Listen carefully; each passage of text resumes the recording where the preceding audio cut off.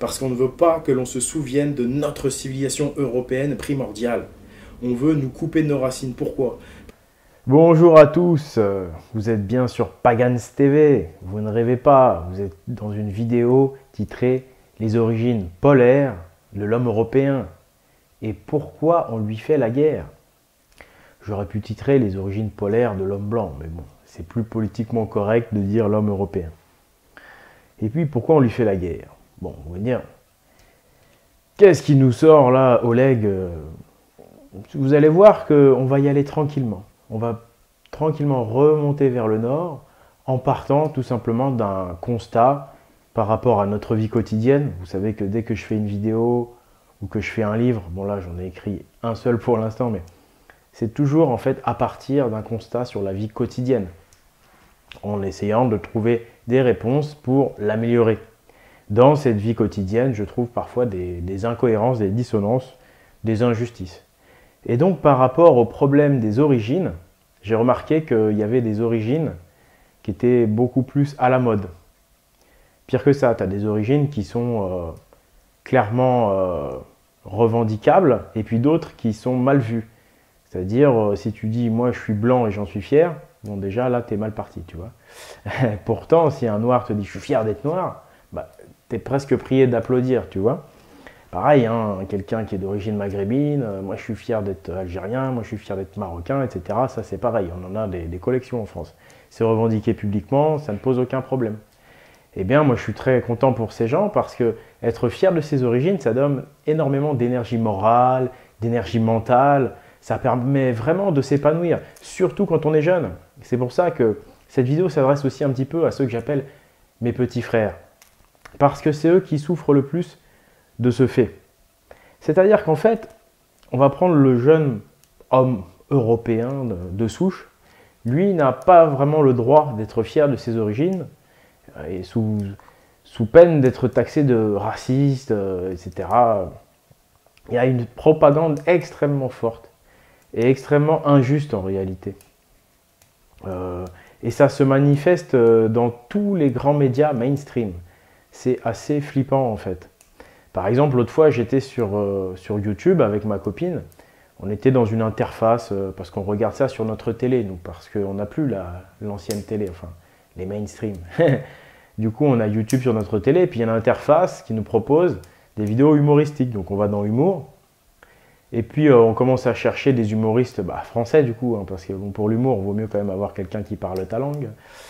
Et puis là, on s'aperçoit que, comme ça, on se dit, merde, il n'y a pas un blanc, parce qu'on a fait toute la liste, en fait, des Rebeux, des Renois, des Chinois, et puis d'autres origines. Eh bien, on n'a pas trouvé un seul Français de souche, en fait.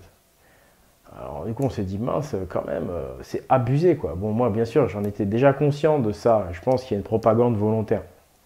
Mais c'est également le cas pour la musique. Et surtout, c'est surtout difficile pour le petit frère européen de souche, tu vois, le mec, celui qui a besoin de s'identifier à un mec, tu vois, surtout quand tu es ado, tu vois, 15 ans, 20 ans, tu as besoin de t'identifier à un vrai mec, tu vois. Et à part Matt Pokora, le petit blanc de souche, il n'a pas grand monde. Et Matt Pokora, on ne peut pas dire qu'il incarne la virilité, c'est plutôt, tu vois, le mec qui plaît à toutes les ados, quoi. C'est pas vraiment...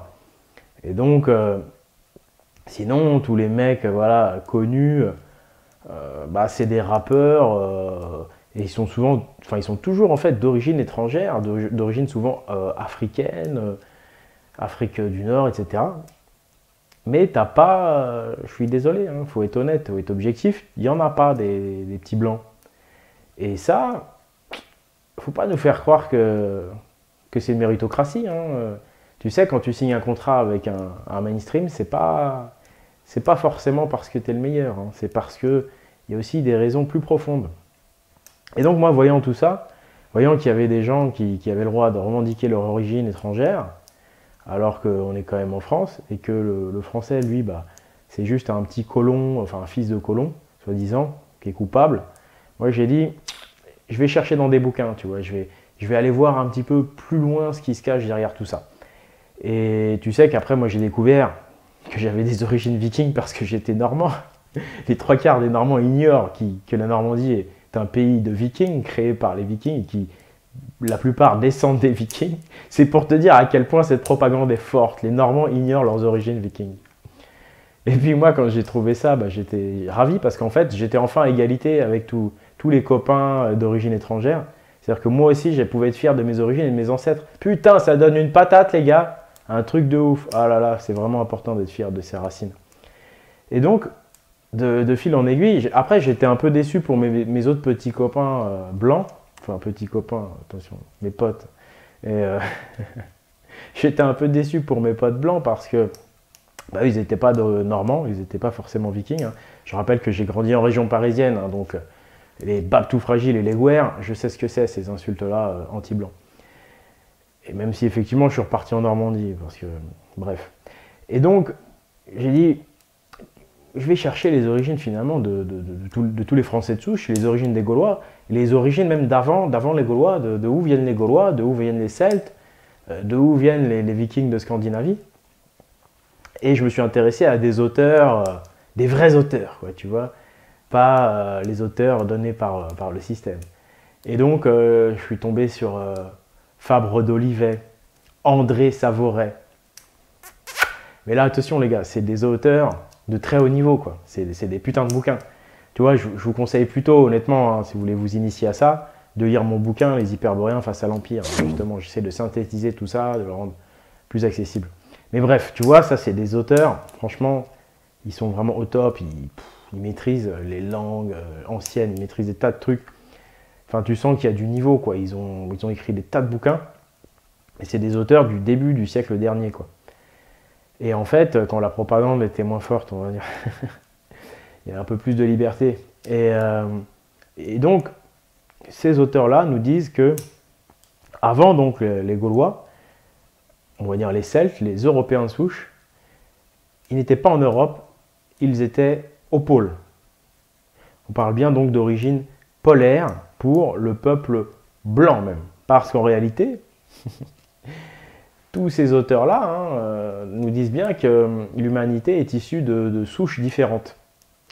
Donc, ce n'est pas une vidéo sur la théorie de l'évolution, on en fera une si vous voulez. Le fait qu'il y ait plusieurs souches différentes, d'ailleurs, ne nie pas qu'il puisse y avoir une évolution. Hein.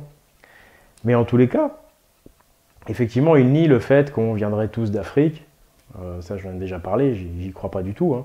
Je crois que ça, c'est pour nous faire avaler la pilule du remplacement de population et de l'immigration massive. Hein, puisque le réservoir de migrants, on va dire de main-d'œuvre, c'est l'Afrique. Il veut nous faire croire qu'on serait tous à la base des Africains. Si vraiment on était à la base des Africains et qu'on aurait donc blanchi, ça voudrait dire que quoi, que les Africains, je sais pas moi, les Antillais qui sont en France depuis des siècles, ils auraient blanchi. À part avec le métissage avec une blanche ou un blanc, je vois pas comment tu peux faire blanchir un black. Mais bon, tu vois, bon, on va pas faire de la pub pour la lessive non plus, hein, je te parle de blanchiment, mais honnêtement, est-ce que ça te paraît crédible? Ça voudrait aussi dire qu'un brun qui habite depuis très longtemps dans les pays du Nord, il va blondir aussi, tu vois. Non mais tu vois la débilité quelque part de cette théorie qui dit qu'en plus, on viendrait tous aussi du singe, tu vois, au passage. Non seulement on viendrait tous d'Afrique, on serait tous à la base d'un black, ce qui me paraît totalement incohérent. Mais eux, ils vont plus loin, ils disent qu'on vient d'un animal. Tu vois, le genre de théorie qui te fait croire que t'es qu'une merde, quoi, qui te fait croire que t'es qu'une putain de bête, quoi. Enfin bref. On ferme la parenthèse, on revient au sujet parce qu'on ne va pas y passer la nuit. Hein. Et donc, nous aurions des origines polaires. Ces auteurs nous parlent d'un déluge, ce qui est confirmé par la religion abrahamique, ce qui est confirmé bien sûr par notre mythologie et par toutes les mythologies païennes, quelles qu'elles soient. Il y a bien eu un déluge. Et en fait, ces origines polaires et la migration donc, qui a suivi de la part des Blancs vers l'Europe, eh bien c'est à cause du fameux déluge. Donc ce fameux déluge, eh bien, il a vraiment décontenancé la Terre. En fait, il y avait des civilisations antédiluviennes, c'est-à-dire que, si vous voulez, quand on nous dit que la civilisation naît en Mésopotamie, en Égypte, en 3000 avant Jésus-Christ, ou maintenant on dit que c'est à Sumer, tout ça c'est encore du pipeau. En fait, sur la Terre, ça fait je ne sais pas combien de millénaires qu'il y a des civilisations, qu'il y a de la vie, hein. Et puis, en fait, cycliquement, malheureusement, il y a des déluges, il y a des resets, il y a des catastrophes naturelles gigantesques qui détruisent toutes les civilisations humaines. On retrouve des traces de civilisation, par exemple, dans la mer du Japon. On en retrouve dans le Doggerland ou Doggerbank, c'est-à-dire dans la mer du Nord. On en retrouve en Inde. Tout ça, c'est sous l'eau, quoi, les gars. Et tout ça, ça contredit clairement l'histoire officielle. Et donc, au départ, en fait, à l'époque antédiluvienne, eh bien, les Blancs habitaient au niveau de l'Arctique. C'est-à-dire, aujourd'hui, c'est le pôle Nord. Ils habitaient par là. Donc, tranquille, pépère. Il paraît qu'à l'époque, le climat sur Terre était vachement plus agréable et qu'ils étaient peinards, tu vois, au niveau du pôle. Sauf que, attention les gars, ça ne veut pas dire que le pôle, c'est-à-dire l'axe de rotation, était à cet endroit-là. D'après ces grands auteurs, le pôle n'était pas exactement au même endroit. Donc, il faisait donc un peu plus chaud, on va dire, géographiquement parlant. Le pôle était plutôt, si tu veux, au sud-ouest de l'Alaska. Voilà, le pôle Nord. Et du coup, l'actuel Groenland arctique, c'était pas encore complètement, enfin, c'était pas gelé, quoi. Et puis, il y a eu ce basculement des pôles. Ouais, les pôles ont carrément basculé. Les pôles sont revenus donc au niveau actuel.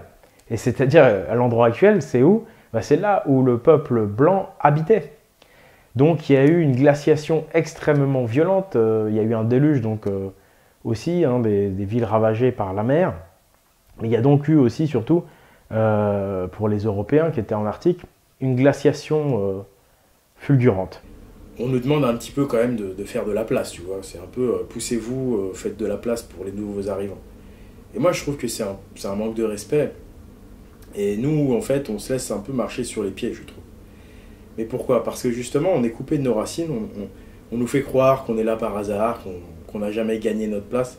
Mais quand tu sais qu'au départ, le peuple blanc a survécu à partir d'une petite centaine, ou peut-être, allez, quelques milliers, je disais, mais ça m'étonnerait, quelques milliers de survivants qui venaient du pôle, quand tu vois le prix qu'eux, ils ont payé pour que nous, on soit là, merde quoi. Par rapport à ces ancêtres-là, pour l'honneur de ces ancêtres-là, on ne doit pas, je dirais, laisser cette société trop dériver, tu vois. On doit, on doit subsister aussi, parce que quand tu vois le nombre de nouveaux arrivants qui sont prévus de venir, et puis quand tu vois la mode à chaque fois les médias font une énorme pression, tu vois, ils font toujours la mode pour que les gens se métissent au maximum, tu te dis, mais dans quelques générations, est-ce qu'il va rester des blancs en Europe, quoi, tu vois.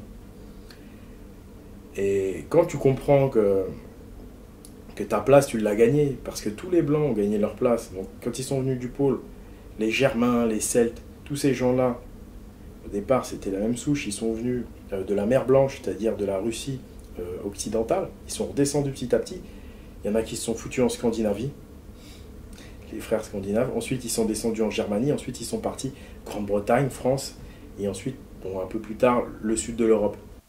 Ces tribus survivantes du continent glacier ont bientôt été rejoints, ou ont rencontré en tous les cas, une tribu que moi j'appelle les Hyperboréens, que les Celtes dans leur mythologie nomment la Tuatha Dé Danann. Et il semblerait donc que cette tribu, le Tuatha Dé Danann, eux, avaient vraiment des grandes semences, des grandes connaissances. Et qu'ils ont donc vraiment permis à l'humanité de réinstaurer la civilisation après cette immense catastrophe. C'est-à-dire que moi, je vous le dis clairement, hein, pour moi, la fameuse Atlantide, c'était avant ce grand déluge. Et quand on parle d'Hyperborée, eh bien, en fait, on parle de cette civilisation fondée par donc, les Hyperboréens qui ont donc re-ensemencé la Terre de civilisation à partir donc du Doggerland, c'est-à-dire Europe du Nord-Ouest, sachant donc qu'ils venaient a priori également de l'Islande, du pôle. Et après, les origines même des Hyperboréens, il y en a certains qui disent que c'était une race ou une espèce ou une ethnie un petit peu mystique, on ne sait pas exactement à quoi ils ressemblaient, mais ce qu'on sait, ce dont on est sûr, c'est qu'ils se sont mélangés d'abord avec les Blancs, puisque ce sont les Blancs qui les ont rencontrés en premier, puisque eux aussi venaient du Nord, et donc ils se sont rencontrés dans le Doggerland, c'est-à-dire entre Grande-Bretagne et Danemark, etc. Bref, en Europe du Nord, Nord plutôt occidental. Et donc, finalement, ces peuples européens, donc qui là, du coup, deviennent des vrais Européens. Toi, tu as des Dana, Hyperboréens, Celtes, Germains et compagnie. Eh bien, avec les Hyperboréens, qui étaient également un peuple de la mer, puisque à l'époque du dégel, etc., il a fallu aussi savoir naviguer. Là, je devrais plutôt dire, à l'époque du déluge, il fallait aussi savoir naviguer pour survivre. Et donc, ils ont pris les eaux pour aller implanter la civilisation. Ces Hyperboréens, ces marins. Et puis, donc certains les assimilent aux Bretons, ces marins civilisateurs. Moi, je les assimile plutôt aux Vikings, tu vois. Et justement, quand tu parlais des Hyperboréens qui étaient en fait des rois de la navigation, des rois de la mer, le mot viking, qui veut dire roi de la mer, est-ce que les Vikings, finalement, n'étaient pas exactement les derniers... cela. Les Vikings, ça veut dire exactement roi de la vie sur la mer. C'est un peu différent. D'accord. Et est-ce que les Vikings qu'on connaît de Scandinavie n'étaient pas finalement les derniers héritiers de cette tradition hyperboréenne ? En effet, il y a tout lieu de le croire. Ce qui est clair, c'est que ce sont des Européens de souche qu'il y a là-dedans. Et donc, ils sont partis ensemencer, civilisationnellement parlant, tout le sud de l'Europe et puis également tout l'Orient. Je rappelle également que si on est capable de faire l'analyse des bateaux vikings et des bateaux qu'on a trouvés aux abords de la Grande Pyramide dite de Khéops, c'est-à-dire la Grande Pyramide, sur son côté droit, quand on regarde le nord, c'est-à-dire du côté est et au sud, on trouve 4 barques. Et ces 4 barques sont le témoignage qu'il y a dans la culture nilotique des gens qui avaient la pratique de la vie sur mer. Ensemencer l'Inde, ils sont partis ensemencer tout l'Orient.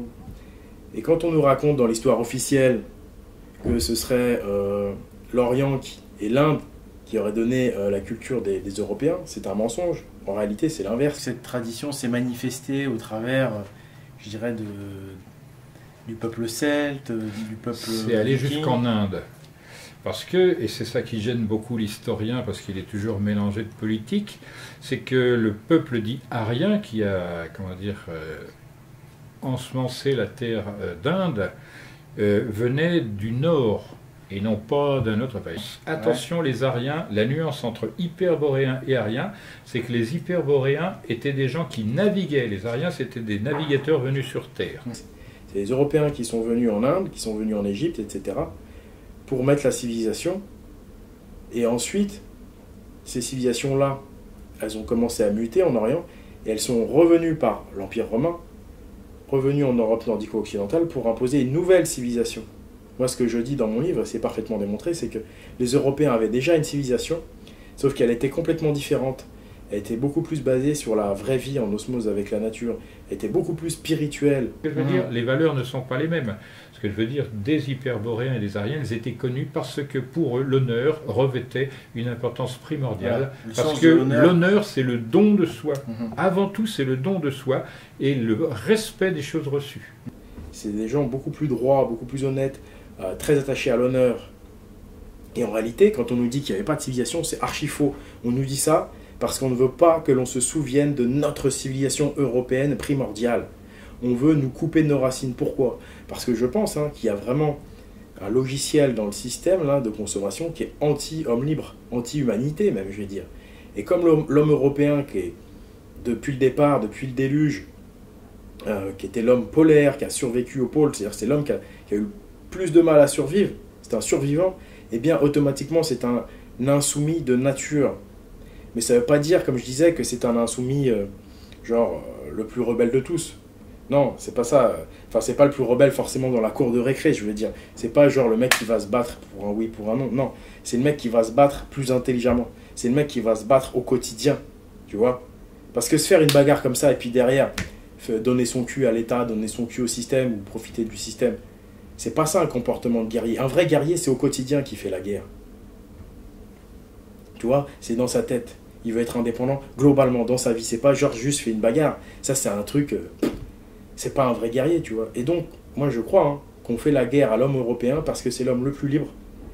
De par ses origines, de par, on va dire, peut-être sa génétique. En tout cas, vous comprenez pourquoi. Maintenant, vous connaissez les origines polaires de l'homme européen. Et donc, on nous fait croire que nous, hommes européens, on doit tout à Rome, on était des barbares. C'est archi faux, on avait une civilisation très avancée, et spirituellement et moralement bien supérieure à la civilisation romaine qui a suivi.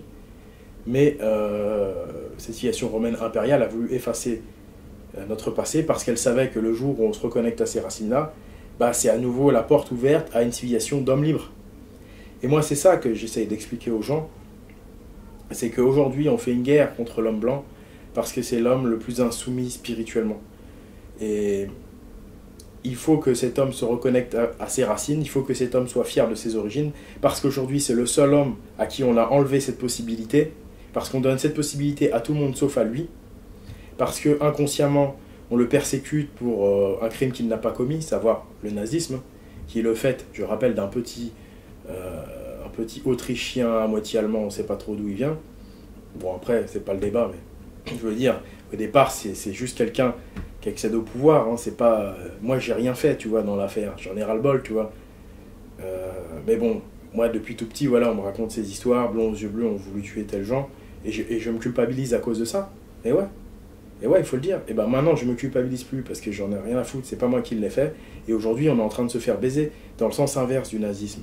Parce que si le nazisme, c'était soi-disant la supériorité d'une race sur les autres, aujourd'hui, on veut effacer complètement cette fameuse race en la remplaçant, en la mélangeant, en faisant arriver des tas d'autres gens. Et au final, moi je dis que la fameuse diversité qui nous bassine avec ça, bah, ils sont en fin de compte en train de la détruire. Parce que quand tu mélanges tout avec tout, voilà, à la fin, tu n'as plus qu'un seul truc, le mélange. Mais les ingrédients de départ, tu les as plus puisque tu les as mélangés. Donc arrêtez aussi les politiques avec vos histoires de diversité. En réalité, vous voulez la tuer, la diversité. C'est tout.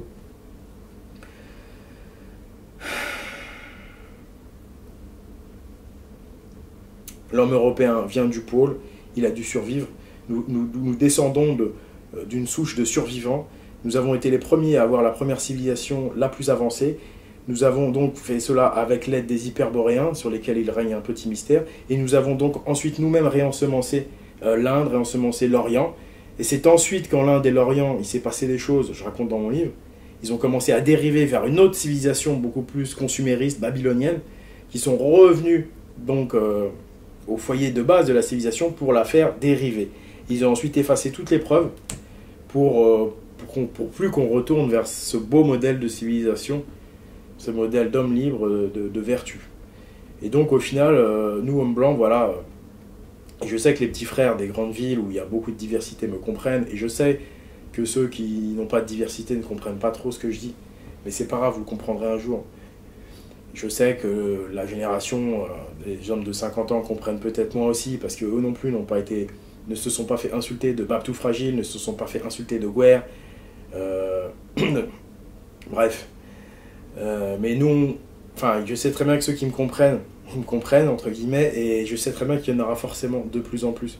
Donc il est important qu'on se reconnecte à nos véritables racines, qu'on soit fiers de notre côté un peu froid, mais fiable, et de cette virilité qui est surtout et d'abord intérieure, d'accord ? Une virilité qui s'applique sur le long terme. Nous sommes des fourmis et nous devons en être fiers. Nous ne sommes pas des cigales. À partir de là, je pense que ça ira beaucoup mieux pour chacun d'entre nous si nous retrouvons notre âme, si nous retrouvons ce que nous sommes vraiment, notre véritable identité, et nous serons plus respectés, et je pense que les choses ne pourront qu'aller mieux pour tout le monde. Parce qu'il faut être honnête, la société actuelle part en couille, on le sait. Je ne vais pas vous démontrer ça maintenant. Mais voilà, donc je pense que c'est important en plus de le faire maintenant qu'il y a des élections.